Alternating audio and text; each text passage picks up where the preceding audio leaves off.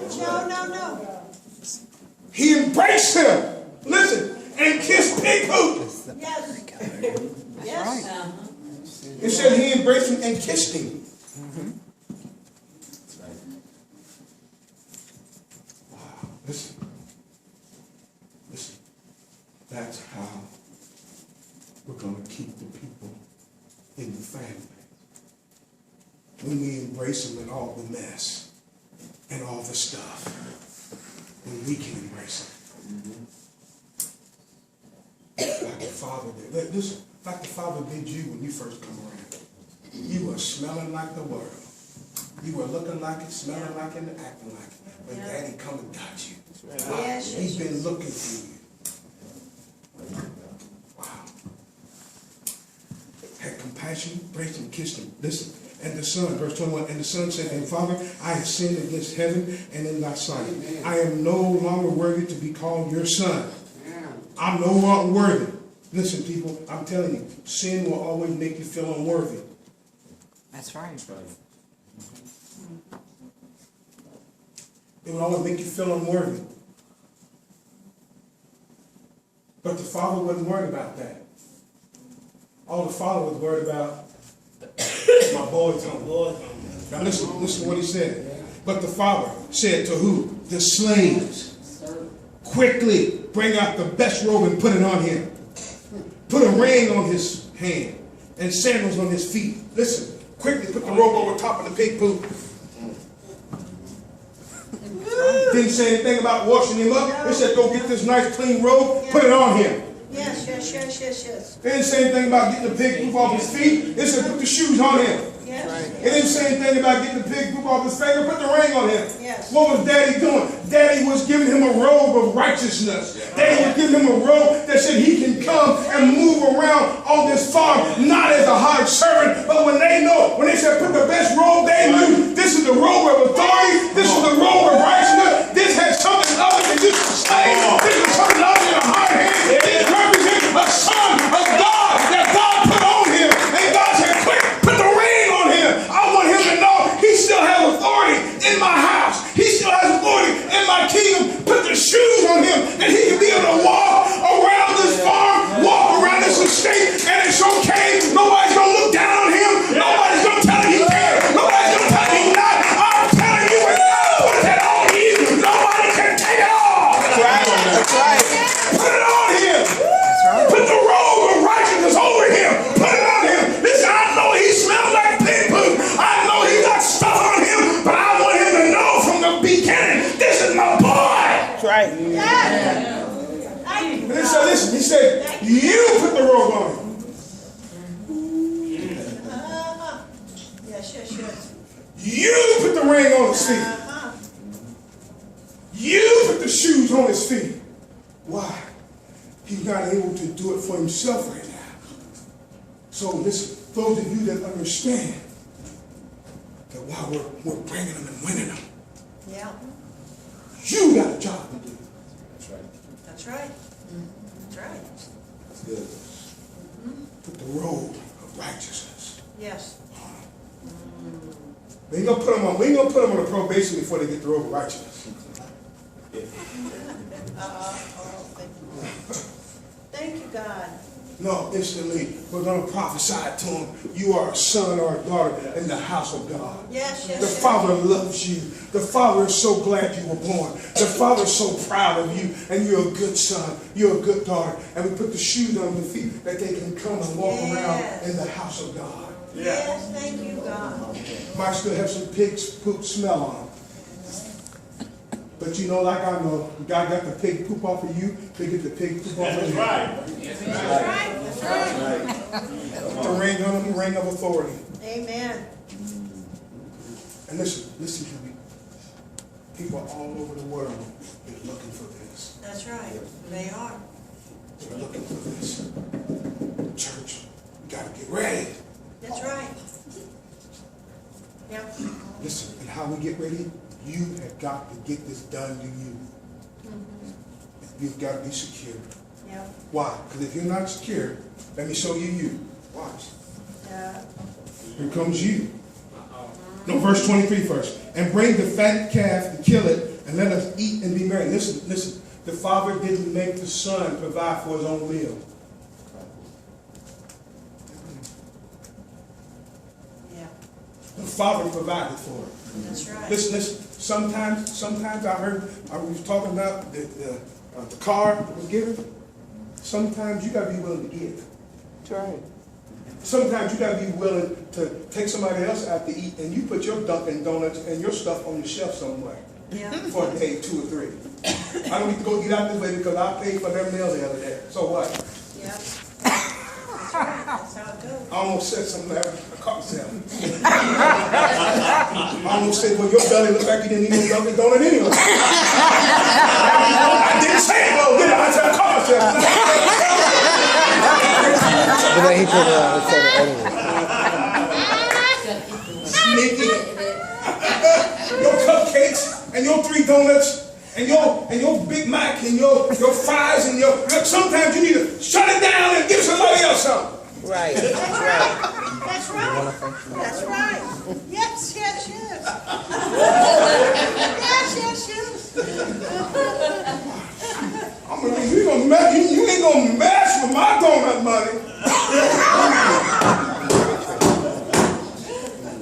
I need to what? Because your belly looks like you don't need it today.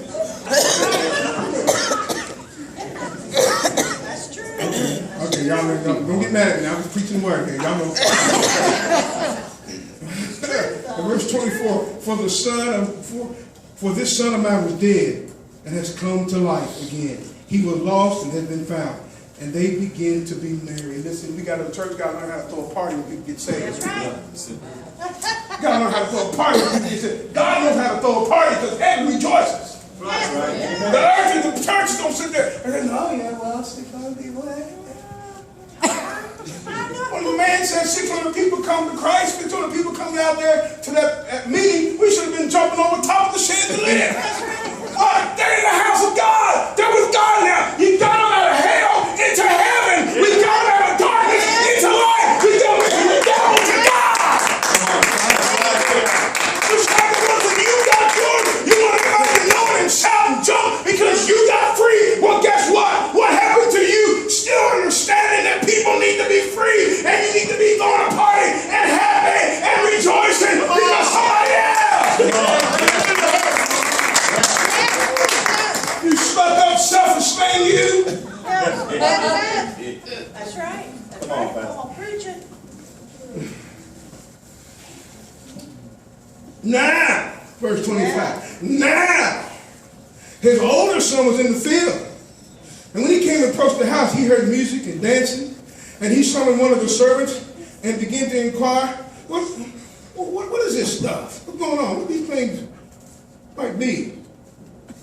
He said to him, your brother has come, and your father has killed the fatted calf, because he has received him back safe and sound. But look at us older ones. But he became angry and was not willing to go in. And his father came out and began to entreat him. But he answered and said to his father, look, for so many years I've been serving for you. And, see, wrong picture. Right action, wrong motive. Right. And I have never neglected a command of yours. And yet you have never given me a kid that I might be married with my friends. But when this son of yours comes, who has devoured your wealth with harlots, you killed the fatted calf from him. I've slaved for you. I've served for you. I've done all this stuff for you. But when this son of yours, who went and wasted your stuff with harlots, you killed a fatted calf for him. You didn't give me enough to have a little kid, a little goat, to have nothing with my friends. Right action, wrong heart. That's right. Listen to me. You may have the right action, but you better have the right heart. Yeah, that's Because right. in this move of God, we're going to smack ears if you start running off people. Oh, yeah. Oh, yeah. That's right. Yep, yep, yep. Don't get funky because somebody else comes in and gets a little something. That's right. Oh, y'all know what I'm talking about. Yeah. You know how we get that funky moves on, Yeah. funky attitudes. He had a funky attitude. Yeah. The boy was dead and alive. The boy was dead out there dying, and now he's alive. Now he's mad. He's mad at daddy. Listen, how you see him That's right. is how you serve him. Yeah. He saw his daddy like a provider. So he was serving and slaving away. Didn't realize he was a son in the house. Didn't realize he could have got up any day he wanted without have got the fattest calf and killed and laid him out. Yeah. Daddy wouldn't have said a word. Daddy would have been at the party too. Yeah. Think about it, church. Yes. Listen, I told you, you let God be the perpetual giver, you be the perpetual receiver between you and God. God's the perpetual giver, you're the perpetual receiver. Between you and man, you're the perpetual giver, man is the perpetual receiver. That's right. And if you get that, if you ever get that right, you never again have to worry about if somebody got something or they didn't get something. Right. That's right. You shout on nobody else's blessings. Wrong spirit. That's right. That's right, guys. That's right. Preach it. Preach it. Well, I should have gotten that. They didn't deserve that. I've been around here for a long time. How did they get that? How did they get no houses, cars, and stuff? All that. I've been serving God for. Instead, you've been serving. You have not come to the place of your sonship or your daughterhood with God. That's right. That's right. Where you just receive from Him. Amen. Amen. Yeah. Come on, Pastor. Wow. Yes, yes. Get ready, church. Get ready. He said to him, verse 30, but when this son of yours came, who has devoured your wealth and harlots, you killed the fatted calf for him. Listen to this. The father didn't worry about how much he gave the boy. No, no, no. He divided it up and gave it his part. And guess what? He still had more. Yes. He didn't worry about how much he lost. Why? Because the Father had an unlimited supply. Listen, your Father is unlimited. He's like the ocean. Go take millions and millions and millions and millions of gallons of water out of it every day. Guess what? It still looks the same. Yes. Why? It's unlimited. You tell me how you can deplete the ocean, and I'll tell you can deplete God. Yeah. This is what I know. That old Mississippi is still rolling down there. Oh, yeah. That's right. Oh, yeah. And she's rolling. I don't know how long she's been rolling, but she keeps on rolling. That's right. I know last year she got low, but guess what? She's high now. Yeah, that's right. That's right. That's She's right. still rolling. And everything else is rolling in. Yeah. Listen, you can't deplete God. That's why you don't have to worry about if somebody gets blessed. Why? God's got enough for everybody. Yes. There's enough on the plantation for everybody. Amen. If God wants to have a party for turns, let him have a party. Just go to the party and rejoice. Don't worry about it. That's my brother. That's my sister getting blessed. If they're going to get a party, guess what? I'm going to the party. Give me some fatted calf. Give me a little wine, whatever they were drinking at the time. I'm going to the party and have a party too. And they're going to strike up the band and say, oh, get funny with it now. Come on and get it. I'm going to the party. I want to get down with it. Tell them why. Because it's on God's time. It's on God's time. And God's got enough for everybody. Yes, you does. Feel like preaching that thing. Y'all sure looking at me like I'm and I'm talking about your unlimited supply in God. That's right. The reason why you don't have it is because how you're seeing God. You're seeing like a servant. You think because I haven't done enough, God ain't blessed me because I ain't read my Bible enough, I ain't prayed enough, I ain't done enough. You're seeing God like a provider. I'm trying to get you to see God like a father. And a father provides for the Lord. When he didn't do anything but come back to the home. That's right. Come on now. That's right. Preach it. Come on. Preach it. Hey, I'm getting ready to have me a big church party around here. And I ain't worried about the supply. That's God's business. That's right. That's right. That's right. Come on. party all night long. And I ain't talking about your alcoholic and your drug parties. No, no, no. Because you wake up in the morning and your head's throbbing, your eyes frying, your knees cracking, your liver's quivering, and your back is cracking from that kind of party. Yeah. You don't know what I did. I did have $100. I don't get no more money in there. I can't even find my bill folder in my purse. I don't know what I did, man. I don't even want my car. My car is over there somewhere. Somebody told me I left the car over there. Why? I ain't talking about that kind of party. I'm talking about a Holy Ghost party where it never stops. I'm talking about where God gets in the midst and things are happening. And the power of Almighty God shows in the place, set people free and deliver them. Amen. Amen. Amen. You don't know about this kind of party yet. Yes. Yes.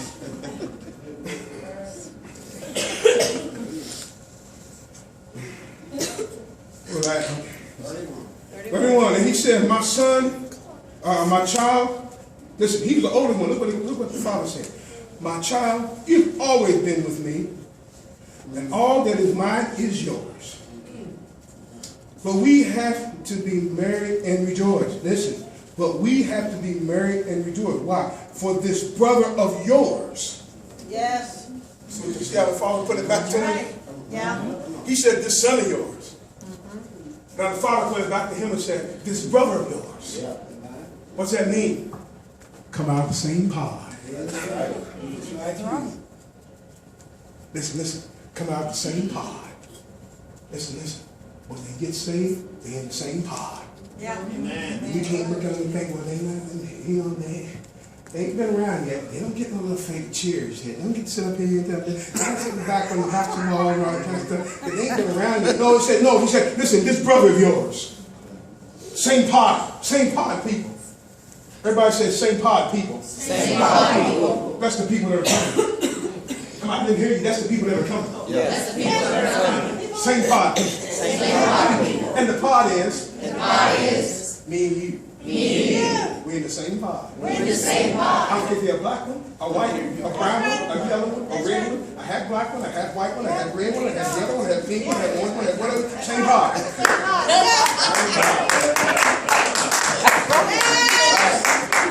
That's my brother. That's my sister. Right. Amen. And they get to sit in the house and have be a part of the party like everybody else. Yeah. Amen? Yeah, let me finish the last part of that. So, but we had to be merry and rejoice, for this brother of yours is dead and has begun to live, and was lost and has been found. Amen. What we're trying to do is bring people to life. That's right. Listen, Jesus didn't come to make bad people good. He come to make dead people live. That's right. Yes. He said he was dead, but he's alive again. Amen.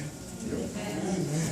I'm telling them all, he's dead, but he's alive again. You want to decide to be one of them? Time to say, you know what, I'm going to be a part of making the party better.